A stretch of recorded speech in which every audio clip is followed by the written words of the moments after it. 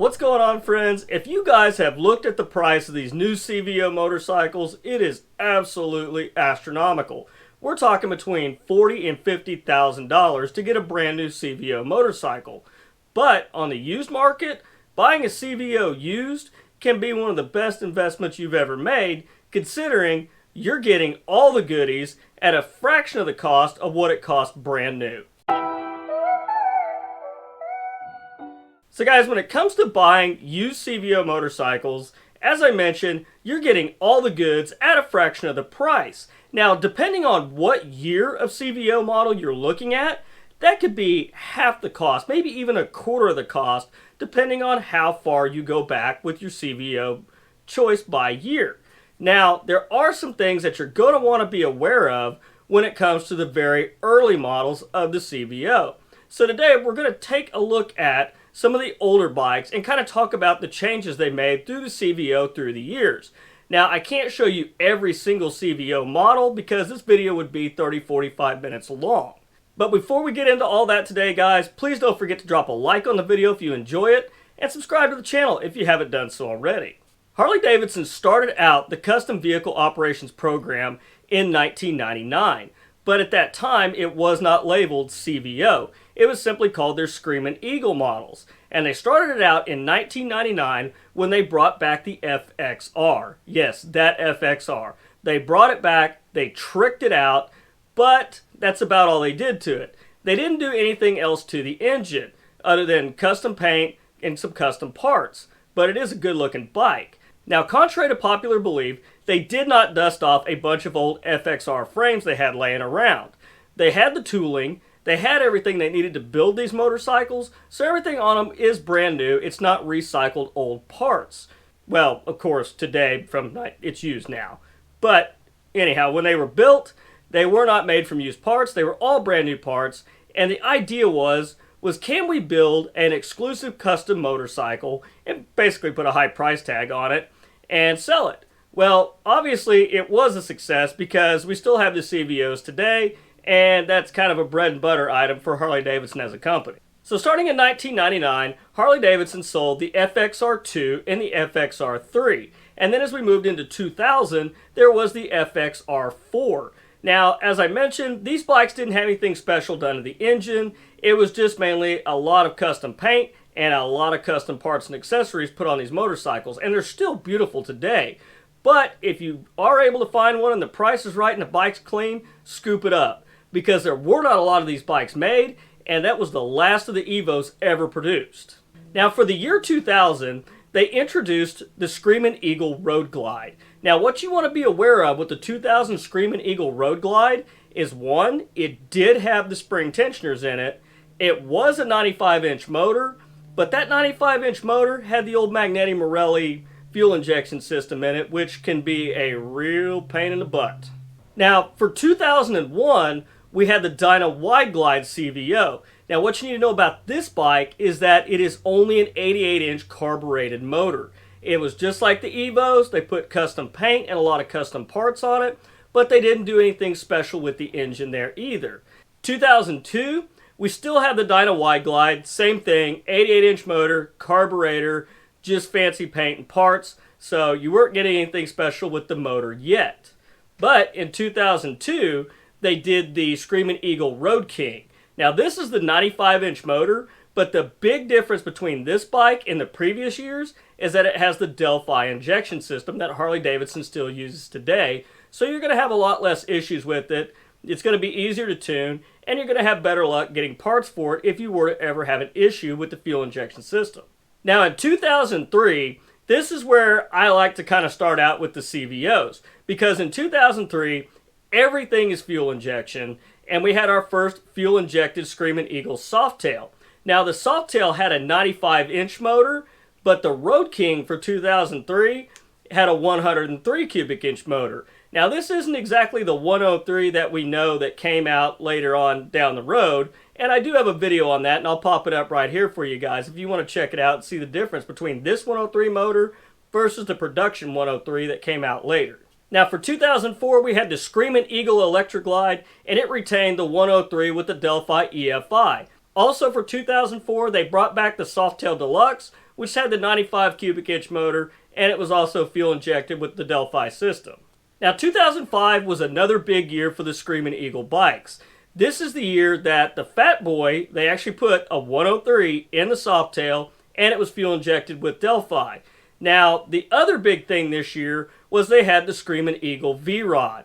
Now, what was unique about this bike, other than all the custom parts and accessories, they actually put the 1250cc engine in it instead of the 1130. So if you guys are interested in a V-Rod, 2005 is a good year to look at because you're getting a 1250 engine, a lot of custom parts and accessories, when at the time, they only had the 1130cc engine. Now, the 1250cc became standard later, but they didn't have a CVO model later after 2006 for the V-Rod. Yeah, now, of course, 2006, there was another V-Rod, the 165 horsepower V-Rod Destroyer, but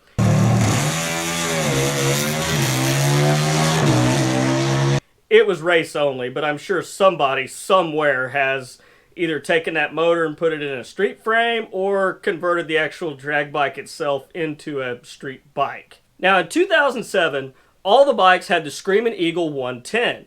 Then this was also the year that they introduced the Screamin' Eagle Softail Springer, and then we had the Screamin' Eagle Dyna, and these ran for 2 years. Now in 2009, Screamin' Eagle was officially dropped from the name and CVO was adopted. From 2009 on, these bikes were officially known as the CVO models. And for whatever reason on the 2009 Electra Glide CVO, they left the Screamin' Eagle nameplate on the back of the motorcycle. 2010, we saw the Screamin' Eagle Fat Bob and the CVO Convertible, which is a really cool bike. Kind of reminds me of the Dyna Switchback. Also for 2010, and this was a very limited exclusive model, they were serial numbered 1 to 999. So if you find one and you love it blacked out, jump on it. This was the Ultra Classic Dark Side Edition. And this thing, they weren't kidding. It is blacked out to the hilt even before it really started to be cool. Now for 2013, we got the CVO Breakout, and they also brought back the Softail Deluxe for this year. Now, one thing to note, moving on into 2014, the Screamin' Eagle 110, and this is really only on the Ultra Classic, on the Street Glide, and the Road Glide, anything that they could put fairing lowers on, they are now twin cooled. Now, 2016 to 2017, they brought back another Breakout, and this was the Pro Street Breakout. And this was a neat bike because it had inverted forks. I mean, they did a lot to change this bike up. Really awesome bikes, but now we're starting to get into where the prices are a lot higher when it comes to used CVO. Now in 2017, when the Milwaukee 8 was introduced, the CVO bikes, they only did this for 1 year, they put the 114 in the CVOs. Now any CVO model, 2018 and newer, it's going to have the 117 in it. Now Harley-Davidson has not made a CVO model since 2017 that wasn't a touring model, unfortunately. So guys, I know that was just a quick, brief run-through on all the CVOs from start to the current. Now, when it comes to the later model bikes, they're still going to be very, very expensive. I'm talking anything probably 2016 and newer is still going to command a pretty high price. Now, the CVO bikes used, they are going to command a little bit more money than just a regular Harley model. But we're getting a lot for your money. And generally, these bikes, they have been very well taken care of because you got to consider the amount of money that was spent on them to purchase them. And usually the people that buy these bikes brand new, they take very good care of them. They may have some miles on them, but they usually have service records on them. And at least that's what I found looking at used CVOs myself. But used CVOs, you pay a little more, but you get a lot more with the bike. And as I mentioned, a lot of times, you're picking these things up for about half of what they cost brand new, and they still got decent miles on them. Now, of course, the ones that have a whole lot of miles on them, you might be looking at about a quarter of the price. But it's worth it to pick these up, and you can rebuild the top end pretty easily on these motorcycles, just as you can any other Harley-Davidson, and you have all these accessories on these motorcycles. I mean, the list goes on and on. Just for example, on a used CVO bike, this is just a short list of what these motorcycles come with them. 3 pages of everything that has been done to a CVO model. So when it comes to CVO, it's a lot more than just flash. Especially when we get into some of the later bikes from about 2003 and up, they all have a bigger motor than what came standard on the bike. So guys, if you're interested in a top-of-the-line Harley-Davidson, but you don't necessarily want to spend $40,000 to $50,000 to get a CVO model, check out some of these older ones. Go look them over, look at their service records. They really are a great buy, even though they're going to cost you a little more. But as I showed you, you're going to get a lot with this bike. A lot more than just a bigger motor. You get the custom paint and all the custom accessories. I mean, Harley threw everything at these motorcycles. And if it was a touring bike, they put the kitchen sink in the touring pack. So anyhow, guys, I hope that helped you out. I hope that kind of maybe showed you some of the differences in the CVO years. Of course, we couldn't really go through all of them, but I tried to hit the highlights from year to year. Just about every year they had at least one touring model as a CVO. But anyhow, guys, that's all I've got for you this week. I want to thank you all for watching. And if you enjoyed the video, please drop a like and don't forget to subscribe to the channel. Anyhow, guys, that's all I've got for you. You guys stay safe on the streets, ride smart, dodge the cars, and I'll catch you guys in next week's video. Thanks for watching.